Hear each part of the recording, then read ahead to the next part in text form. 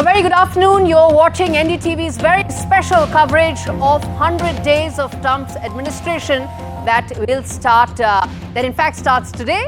100 hours of non-stop coverage of the 100 days that have really shaken up the world. I'm Gauri Dwivedi, and over the course of the next 30 minutes, we'll first talk about the big hits and misses of the 100 days of Trump 2.0.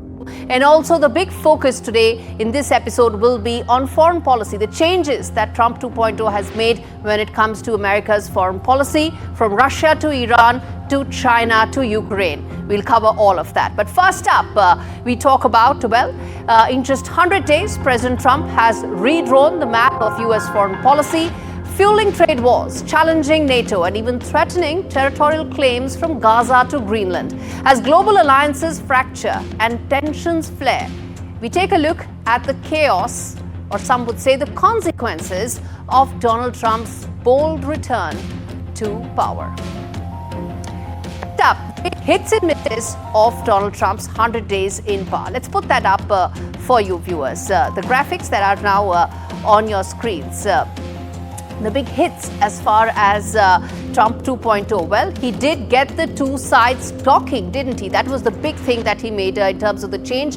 Initiated talks when it came to Russia and Ukraine, a war that had been going on for almost 3 years, and at least the two sides are now willing to create some sort of a peace deal. Next up, the other big hit of Donald Trump's administration was the fact that he did secure the border. Illegal immigration has been his big plank, and something that his voters, his supporters feel that he acted upon. Now the illegal immigration through the southern border has all but stopped. Something that is a big hit in President's scorecard. Quickly, let's now take a look at the other aspect, which is that there's also been a huge fillip when it comes to the US-based investment plans. There's now global companies looking at coming back to America, producing more. The whole Make in America campaign has now got a big hit and a big fillip with President Trump's policies. We'll talk on that in a bit. But the fact is, American companies want to come back to America.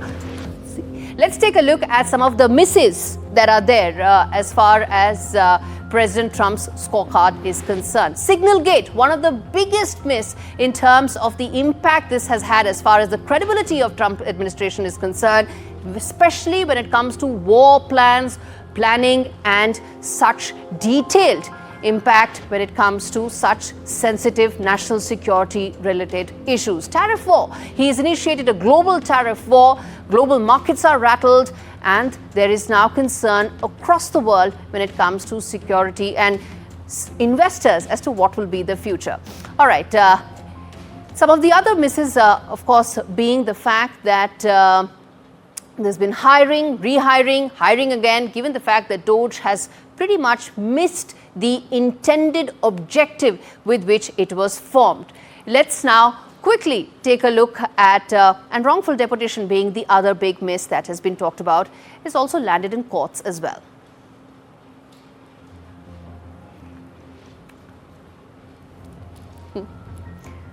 All right, before we move any further, let's quickly now take a look at this report that talks about what all has happened as far as Trump's foreign policy goals, objectives is concerned, and then we come back and decode that did it actually have the intended result or not.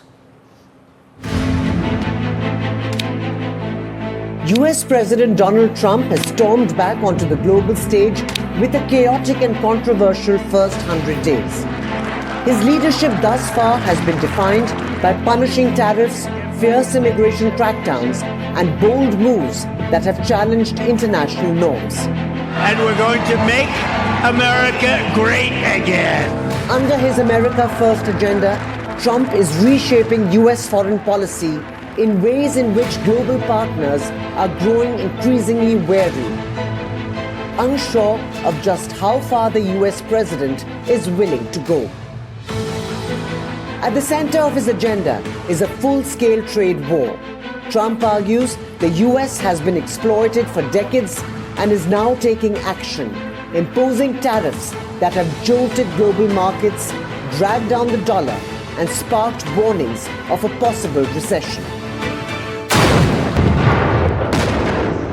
But his trade first is just one part of a broader shift. Trump has taken a sharp turn on Ukraine, which led to a heated Oval Office clash with Ukrainian President Zelensky. This war would have been over. Trump's approach to Russia has raised concerns for Kyiv and Europe regarding loss of territory in exchange for better ties with Putin. The EU is on edge too. Trump's ongoing criticism of NATO, accusing its allies of not pulling their weight, has strained transatlantic relations and cast doubt on America's reliability as a security partner.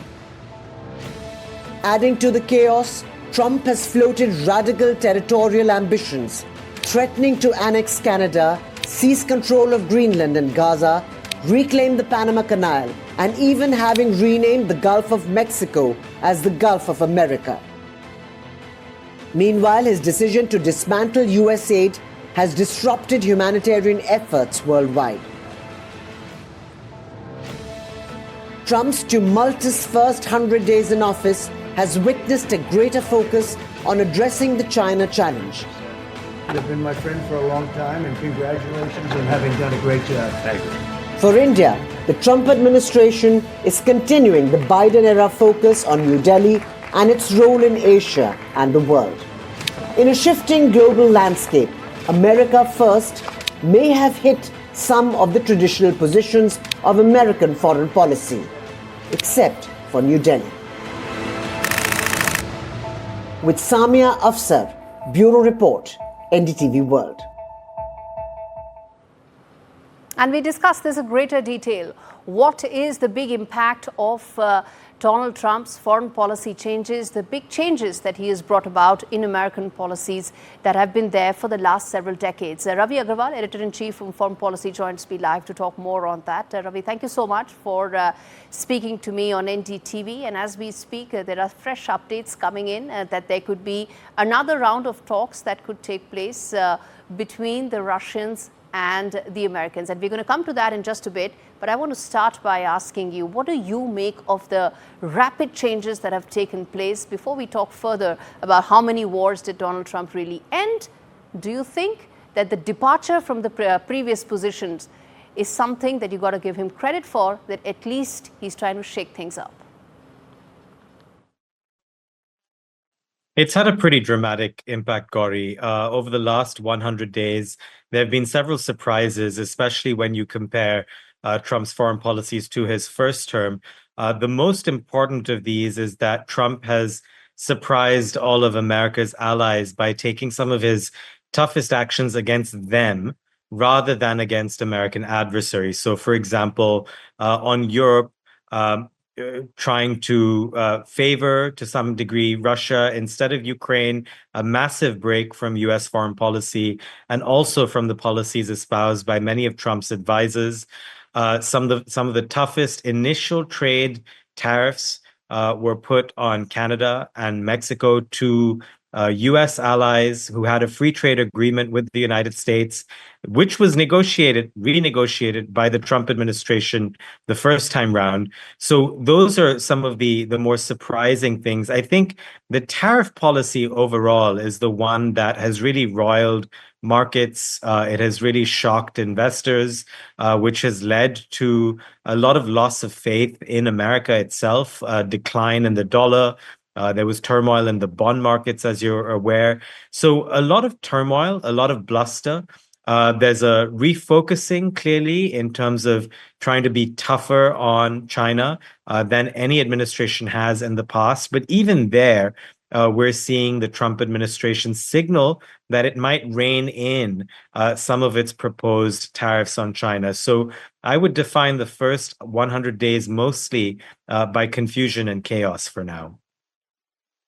So while you do mention confusion and chaos, I have to put that caveat, Ravi, that to his supporters, to a lot of people around the world, this shaking things up in Washington is something that is being viewed as a big success for the Trump administration. I want to come to the China aspect of it because it impacts India as well, which we'll probably dwell deeper into later in the show. China has been identified as the biggest challenger, the one with whom the trade war is still on. It's escalating at some levels. How do you see the China policy of the Trump administration? So it's very clear that the Trump administration, and one of the things that most of its key advisors agree on, is that China is the preeminent challenge and maybe even a threat to the United States in the 21st century. The question is how to deal with it. Now, the Biden administration before this had similar views, by the way, but it focused on dealing with China by making it harder for China to access the highest end semiconductors, but also by stitching together a network of alliances, mostly among democracies, Western democracies around the world.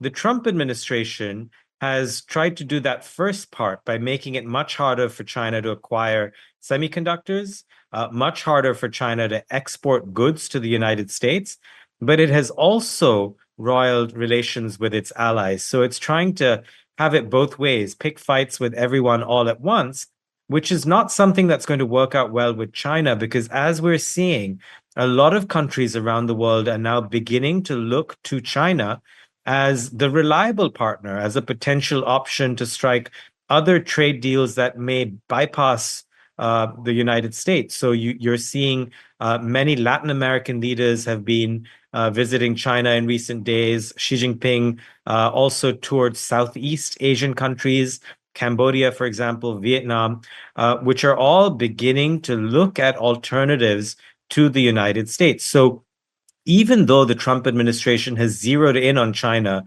you could argue that it is doing so in a way that is to some degree counterproductive, which is why it now seems to be backing off from the historically high tariffs as much as 150%, which economists, by the way, have all said could end up hurting the United States more than it would China.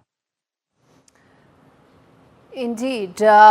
I have to ask you about the Russia question. There's been on again, off again, the peace talks that have been going on, some progress, derailed completely. In the backdrop of all that, a lot of people see that President Trump views the Russia-Ukraine war as a subset of how he views the US-Russia relationship.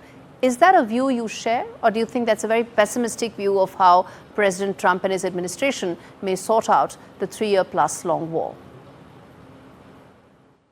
So at the very start of his term, President Trump, as you say, pointed out that he would solve the war in 24 hours. That hasn't happened.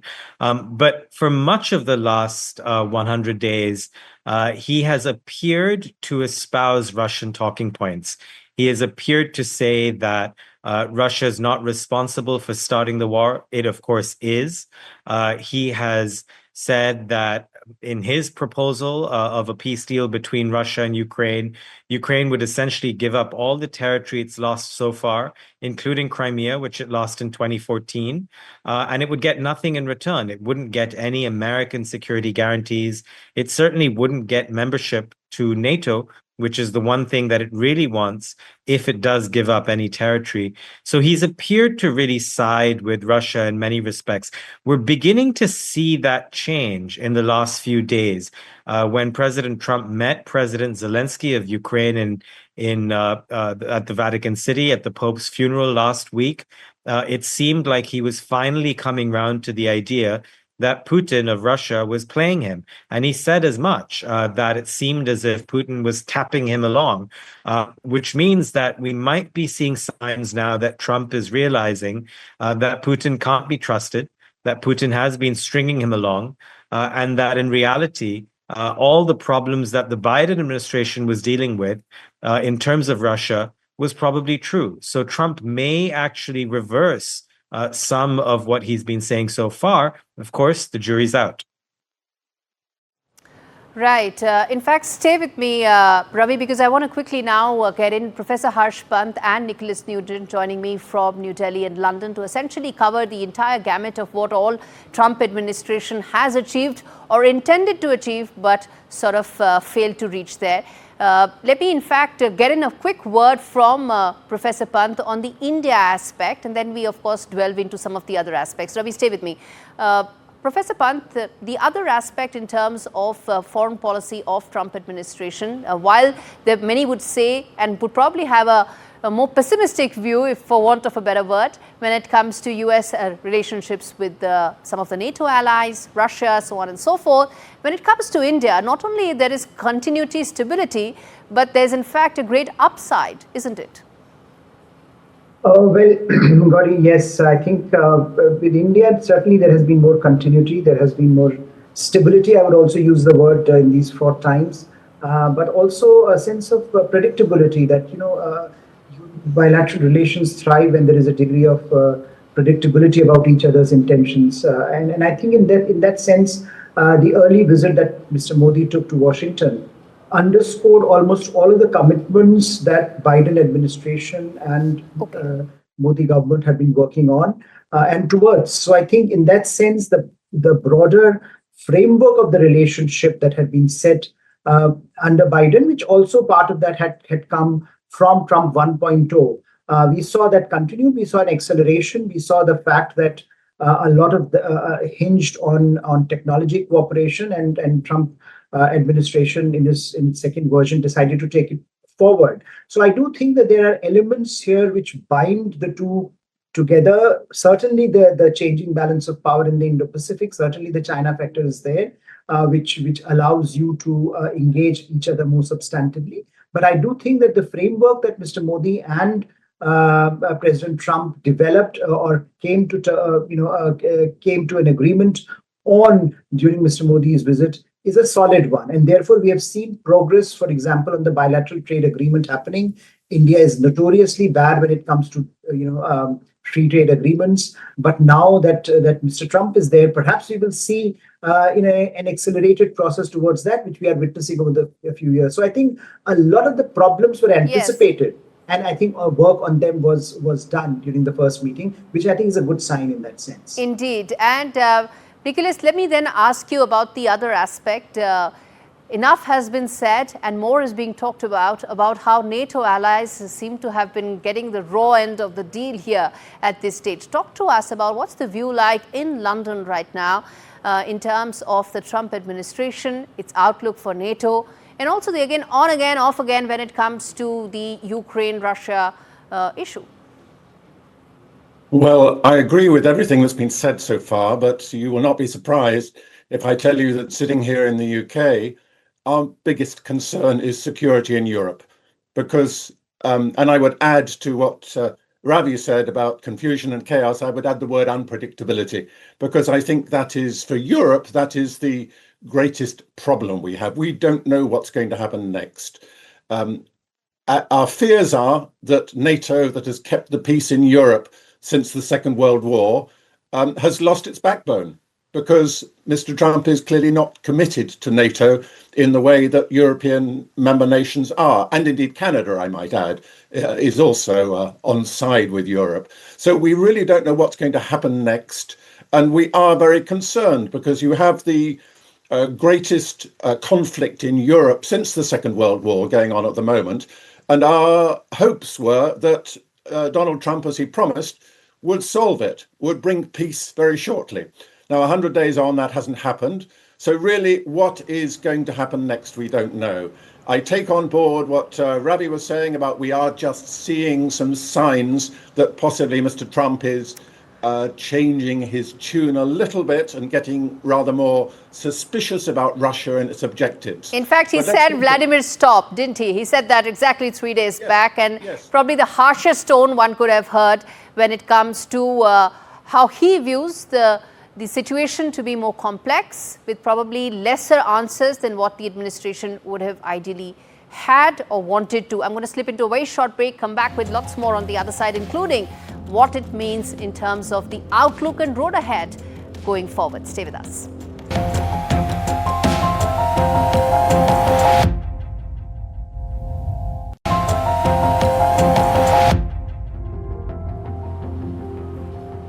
Welcome back. You're watching our big focus, 100 days of Trump 2.0, the impact on foreign policy.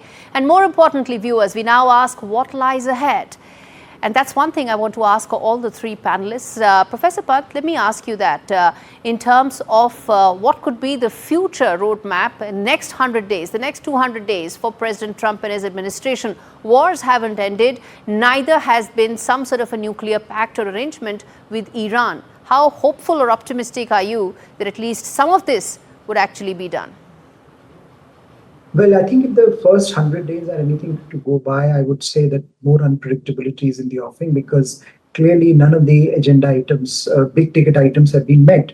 So I think a lot of the energy would certainly now be focused of the Trump administration and trying to conclude some of the big aspects of his agenda, because that's something that is really needed for him to claim that he has had some success. So while in the first 100 days we can be a bit nonchalant about the outcomes, the next 100 days would largely be all about the outcomes, because in the first 100 days it is all about challenging the existing assumptions, rearranging the world order in the ways that perhaps he would have felt best serve America and American interests. But I think now going forward, there will be a lot of questions, open questions about his ability or inability to deliver, particularly on war and peace issues, which he had said he would be able to deliver quickly. So I think a lot of the focus would be on what happens on the Ukraine front as well as on the Israel front, but perhaps also on the tariff front. Yes, absolutely, on the tariff front. In fact, CNN says they say that 52 times the president had said that he's going to end the two wars in 24 hours. Nicholas, let me ask you the other question, which is the Iran aspect of it. Something that there has been a lot of expectation that there could be some forward movement. How hopeful are you that that could probably be the one big outcome over the next couple of months for Trump administration? Well, I'm hopeful, of course. I'm hopeful that all these problems will be solved. I mean, we could say that internationally, President Trump has taken on three issues. One is the Ukraine-Russia war, two is the Middle East war, Gaza war, and three is Iran. Which is great. People are talking. I mean, that's all very positive. But then I look back to Trump 1, his first outing as president, and there the negotiations that went on, notably with the Taliban in Afghanistan and with North Korea, didn't lead to any results. So he frankly doesn't have a very good track record on that. But I am with you, or with the question, in saying that yes, a deal with Iran is very rightly on the top or near the top of the agenda. I just hope we're going to get some outcome on Iran, on Gaza, and most of all on Ukraine. We leave it there, gentlemen. Thank you so much for speaking to me. A lot of ground to cover, but I guess that is also telling that just how much an American president needs to focus on, and his 100 days did touch upon a lot of things, but outcomes have been far and few. On that note, completely timed out. On this special edition of 100 Days of Trump 2.0, we focused on foreign policy, but there's more to focus on. Economy, immigration, what happens to some of the other big ticket items, and Donald Trump's ratings that have plummeted. What will he focus on going forward? All that you will find only on NDTV World and its rolling coverage of the biggest global story that's happening around the world.